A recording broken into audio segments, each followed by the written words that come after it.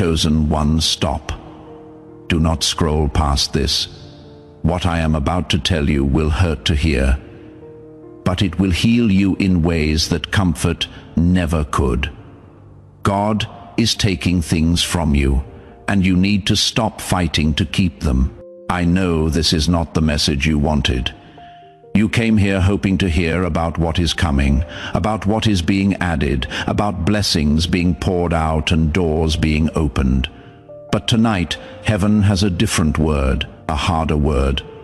A word that will feel like surgery before it feels like salvation. God is not just adding to your life, He is subtracting from it. And everything He is removing on purpose. At exactly 3:33 this morning, I was pulled into a vision that disturbed me deeply. I was standing in a room that looked like a surgical theater in heaven.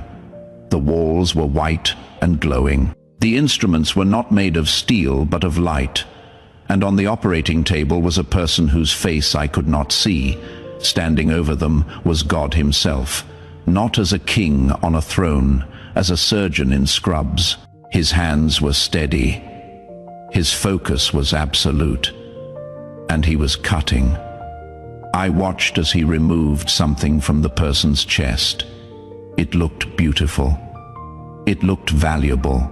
It looked important. But when He held it up to the light, I saw that it was rotten on the inside. What appeared precious was actually poisonous. What seemed essential was actually killing them. Then God spoke without looking up from His work. He said, "This is what I do for my chosen ones. I remove what they think they need.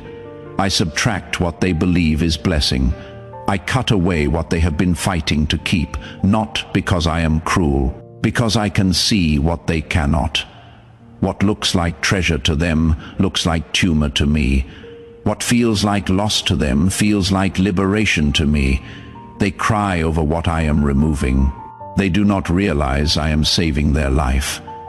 Then the person on the table began to wake up, and I realized the person was you. You are in God's surgery room right now. He is removing things from your life, and you have been fighting Him, begging Him to stop, crying over what is being cut away. But tonight you will understand why the subtraction is necessary, why the removal is mercy, why letting go is the only way forward. Do not skip this message. Do not scroll away. If you leave before the seventh removal is revealed, you will keep fighting to keep what is killing you. Stay with me until the end. The surgery is almost complete, and what remains will be worth everything that was removed. Before we go deeper, I need you to do something. Type, "I release what God is removing" in the comments below. This is not just typing. This is your consent to the surgery. You are telling God that you will stop fighting Him. The angels are waiting for your surrender. Type it now and subscribe immediately. Turn on all notifications. What comes after this video will reveal what God is adding after the subtraction. Miss it and you will only understand the removal, not the replacement. Subscribe now. You did not find this video by accident. You found it because you are on the operating table. God scheduled this revelation, and the surgery cannot be postponed. I know what you have been experiencing. Things have been falling away. People have been leaving. Opportunities have been closing. Dreams have been dying. And you have been wondering if God has abandoned you, if He is punishing you, if you did something wrong, if the blessings have been blocked because of your failures. But God says tonight, "I have not abandoned you. I am operating on you." The removal you are experiencing is not rejection. It is surgery. I am cutting away what does not belong so that what does belong has room to grow. Stop interpreting my scalpel as my rejection. I only operate on those I intend to heal. The pain you feel is not punishment. It is the anesthesia wearing off as I complete the work that will save your destiny. Do not skip what comes next. The Spirit is about to reveal the 7 things God is removing from your life and why you must stop fighting to keep them. Removal 1. Relationships that have reached their limit. The first thing God is removing is people. Not all people, specific people. People whose assignment in your life has ended. People whose presence now blocks what is coming. God says, I brought certain people into your life for a season. They served a purpose. They taught you something. They carried you through something. But their assignment has ended. And when an assignment ends, presence becomes obstruction. What once helped you now hinders you. What once built you now blocks you. I am removing them not because they are bad people. I am removing them because they are wrong season people, and keeping wrong season people in a new season will cost you everything I have prepared. I know this hurts. You loved them. You invested in them. You believed they would be there forever, but not every relationship is meant to be permanent. Some people are scaffolding, not structure. They were essential for the building phase, but scaffolding is removed when the building is complete. You have been crying over scaffolding. You have been begging God to keep what was always meant to be temporary. The leaving is not betrayal. It is graduation. Their assignment is complete. Jesus spoke over this removal. He said, I told my disciples that it was better for them that I go away. John 16:7. Even my physical presence had to be removed so the Spirit could come. If I understood the necessity of my own removal from those I loved, you must understand the necessity of others being removed from you. The grief is real, but the purpose is greater. Let them go. What comes next requires empty hands. Ecclesiastes 3:1-6 activates over your relationships. There is a time for everything, and a season for every activity under the heavens. A time to search and a time to give up. A time to keep and a time to throw away. A time to give up, a time to throw away. This is that time. Within 14 days, the removal will become clear. Someone will exit, a door will close. A connection will end, do not chase them. God is making room for who is coming. Relationships that have reached their limit are removal 1. Do not skip. The second removal is even more personal. Removal 2. The version of you that kept you safe but small. The second thing God is removing is a version of yourself, the version that protected you, the version that helped you survive, the version that you have been living as for years. God says, you created a version of yourself to survive what you went through. This version was cautious. This version was guarded. This version did not dream too big or reach too far. This version kept expectations low, so disappointment would be manageable. I honored this version because it served a purpose. It got you through. But now it is time for this version to die. Not because it was wrong, because it is finished. The survival version cannot carry the thriving destiny. The protected version cannot handle the exposed calling. I am killing who you had to be so you can become who you were always meant to be. This is why you have been feeling the internal tension. The old you is dying, and death always feels like crisis before it feels like resurrection. You have been trying to hold on to the old identity, the one that knew how to manage pain, the one that knew how to keep people at a distance, the one that knew how to want less so you could hurt less. But that version cannot go where you are going. The small version cannot carry the large calling. The survival identity cannot steward the abundant life. You are not having a breakdown. You are having a breakthrough. The old you is being surgically removed, and the real you is finally being revealed. Archangel Michael declared over your transformation, I have watched you wear armor that no longer fits. I have seen you carry weapons designed for a war that has already ended. The old version of you was a warrior, but warriors must become kings. Soldiers must become rulers.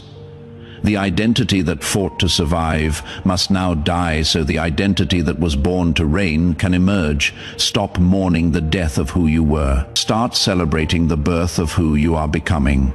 2 Corinthians 5:17 activates over your identity.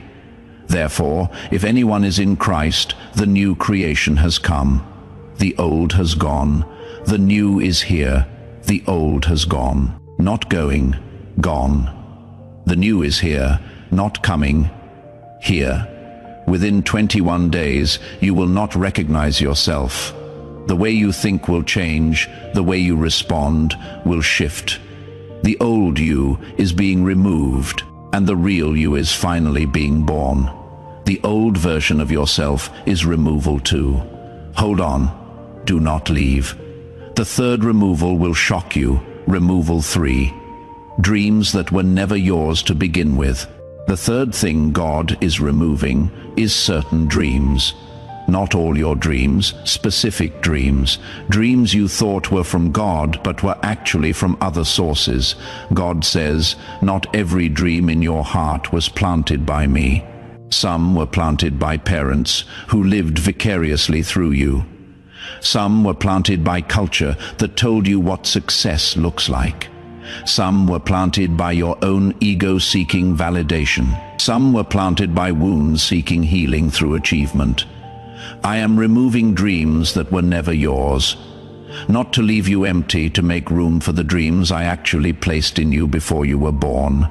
The dreams being removed feel like loss because you built your identity around them, but they were never your true identity.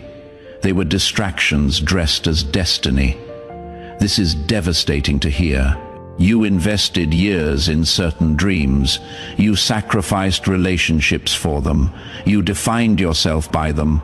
And now God is saying some of them were never His plan. But here is the mercy in the removal. Chasing the wrong dream will never satisfy. Achieving the wrong goal will leave you empty. God is not removing your future. He is removing the counterfeit so the real one can emerge. Jesus spoke over your dreams. He said, I know the plans I have for you, Jeremiah 29:11. Notice, I said the plans I have, not the plans your parents have, not the plans society has, not the plans your ego has. Many of my children are exhausted because they are chasing plans I never made. They are building ladders against the wrong walls. They are climbing mountains I never asked them to climb. Let me remove the dreams that drain you, so I can reveal the dreams that will fulfill you. Within 72 hours, a dream will begin to die. Something you thought you wanted will start losing its grip. Do not resuscitate it. Let it go. The dream God actually has for you cannot enter until the counterfeit exits. Dreams that were never yours are removal 3. Do not skip. The fourth removal is about freedom. Removal 4. The need for everyone's approval. The fourth thing God is removing is your addiction to approval. The constant seeking of validation, the exhausting performance for acceptance, the prison of other people's opinions. God says you have been enslaved to approval your entire life. Every decision filtered through what others might think, every risk evaluated by how others might react, every dream measured against whether others would approve. This addiction has cost you everything. It has kept you from speaking what you should speak. It has stopped you from going where you should go.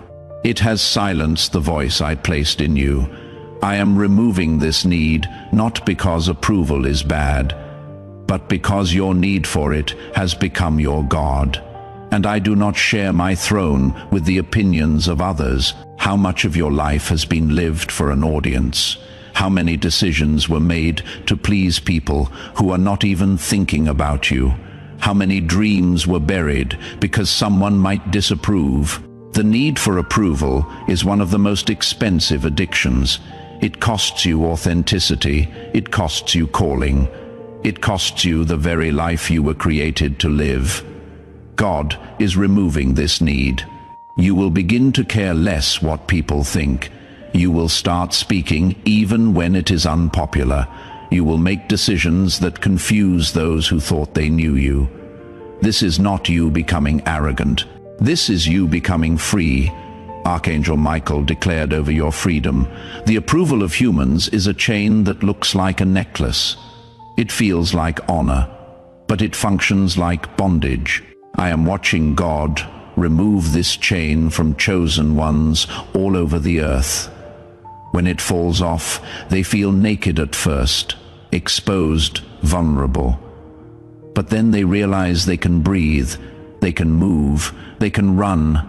The weight they carried their entire lives was never meant to be carried. Let the chain fall, let the addiction die. Let the opinions of others become irrelevant to the calling of God. Galatians 1:10 activates over your freedom. Am I now trying to win the approval of human beings or of God? If I were still trying to please people, I would not be a servant of Christ. You cannot serve Christ and your addiction to approval. One must die. God is choosing for you. The addiction is being removed. Within 21 days, you will feel the shift. Something someone says will not affect you like it used to. An opinion that would have devastated you will barely register. The removal is working. The need for approval is removal 4.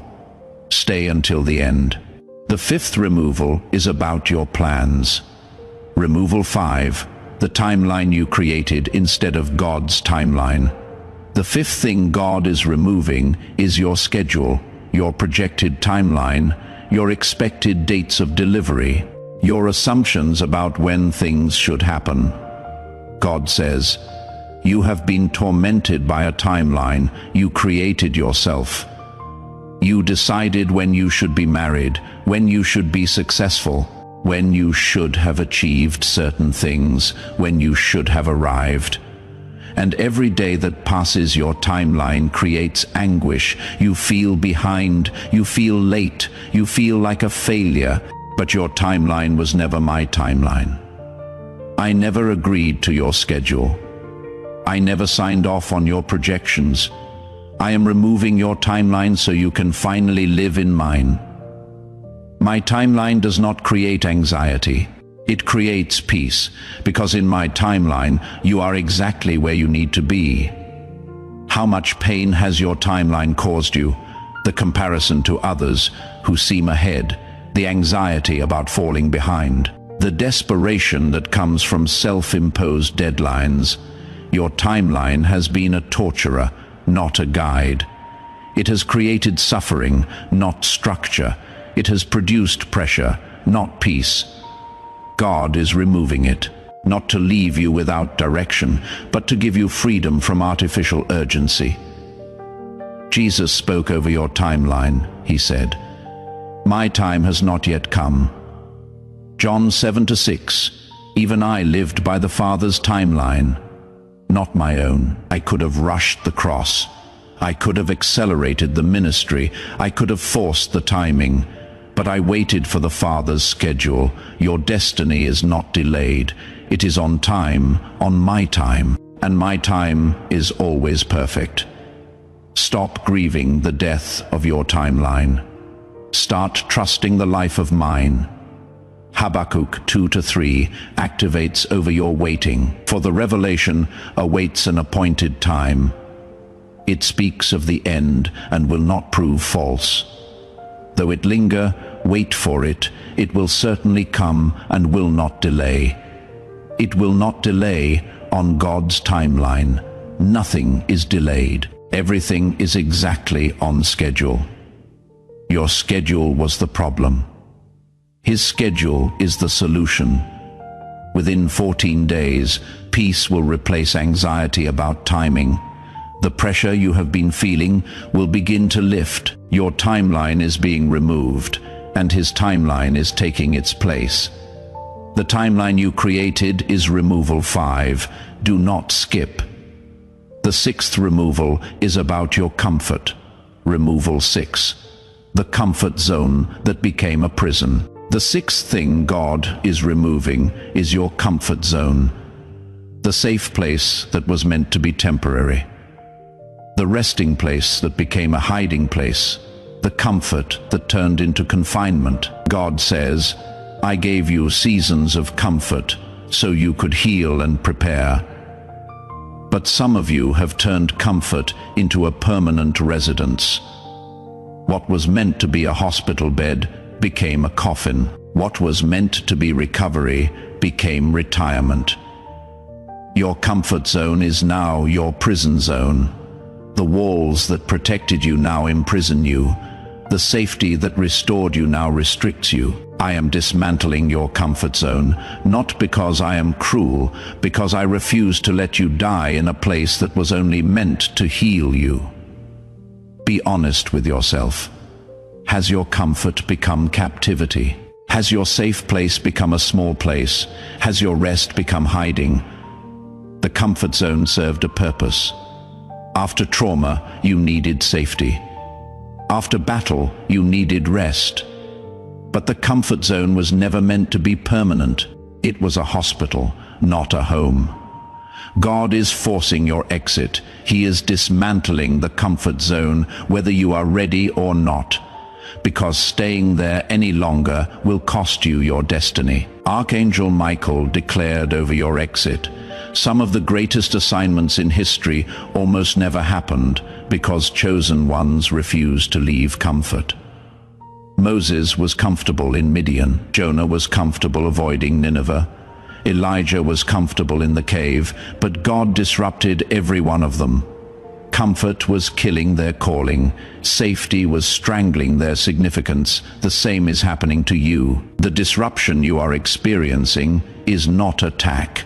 It is deliverance from a prison that feels like paradise. Deuteronomy 1-6 activates over your comfort zone. The Lord our God said to us at Horeb, you have stayed long enough at this mountain. You have stayed long enough at this mountain of comfort, at this place of safety. At this season of hiding, God is moving you. Whether you feel ready or not, within 21 days, your comfort zone will be disrupted. Something that felt safe will become uncomfortable. Do not panic. God is dismantling the prison so you can walk into the calling. The comfort zone is removal 6. Stay until the very end. The 7th removal is the most painful to hear. Removal 7. The prayers God will not answer because He has something better. This is the final removal. This is the one that will challenge your faith the most. God is removing certain prayers from His answer list. God says, there are prayers you have been praying that I will never answer, not because I did not hear them, not because you do not deserve them, but because answering them would give you less than what I have planned. You have been praying for crumbs when I have prepared a feast. You have been begging for survival when I have planned abundance. You have been asking for comfort when I have designed adventure. Some of your prayers are too small. Some of your requests are beneath your destiny. I am not ignoring you. I am protecting you from answered prayers that would have imprisoned you in less than my best. This is hard to accept. You prayed so hard for certain things. You fasted, you wept, you believed. And God is saying He will not answer some of those prayers. But here is what you must understand. Unanswered prayer is sometimes the greatest mercy. Getting what you ask for can be the greatest tragedy, because sometimes what you ask for is less than what God has planned. The relationship you begged for might have blocked the one God prepared. The job you cried for might have caged you from the calling He designed. Unanswered prayer is often protection. It is God saying no to your good so He can say yes to His best. Jesus spoke over your unanswered prayers. He said, You do not know what you are asking, Matthew 20:22. I spoke these words to my own disciples when they asked for things that would have harmed them. The same is true for you. Some of your prayers reveal how little you understand what I have prepared. I am not ignoring your prayers. I am overruling them, because I love you too much to give you what would limit you. Stop grieving what I did not give. Start trusting that what I am giving is beyond what you could ask or imagine. Ephesians 3:20 activates over what is coming. Now to him who is able to do immeasurably more than all we ask or imagine, according to his power that is at work within us. Immeasurably more than all you ask, than all you imagine. God is removing your small prayers, so his massive answers have room. Within 72 hours, release a prayer you have been gripping. Let go of something you have been demanding. Trust that the unanswered request is making space for the unprecedented blessing. The prayers God will not answer are removal 7. The 7 removals have been revealed, relationships that have reached their limit. The version of you that kept you safe but small, dreams that were never yours to begin with. The need for everyone's approval, the timeline you created instead of God's timeline, the comfort zone that became a prison. The prayers God will not answer because he has something better. You are on God's operating table. The surgery is painful. But what he is removing was never meant to stay, and what remains after the subtraction will be pure, true, real, uncontaminated. Finally ready for what is coming. But I must give you a warning. The enemy will try to make you resent the removal. In the next 72 hours, he will tell you that God is punishing you, that the losses are rejection, that the subtraction is abandonment. Do not believe him. The surgery is love. The removal is mercy. And what God is preparing is worth everything he is removing. Now surrender to the surgery. Say this out loud. Your voice gives God permission to complete the work.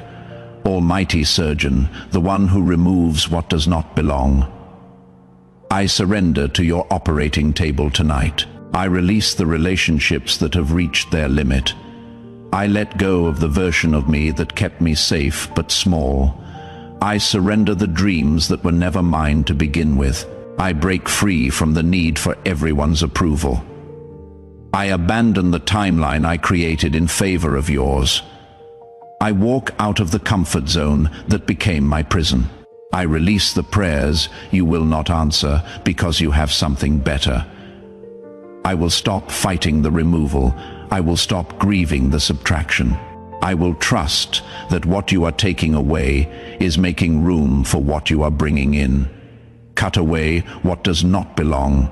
Remove what is blocking my destiny. Subtract everything that is not part of your plan. I trust the surgeon. I submit to the surgery, and I believe that what remains will be everything I actually need. In Jesus' name, amen. Heaven recorded that surrender. The surgery is completing. The removal is almost finished.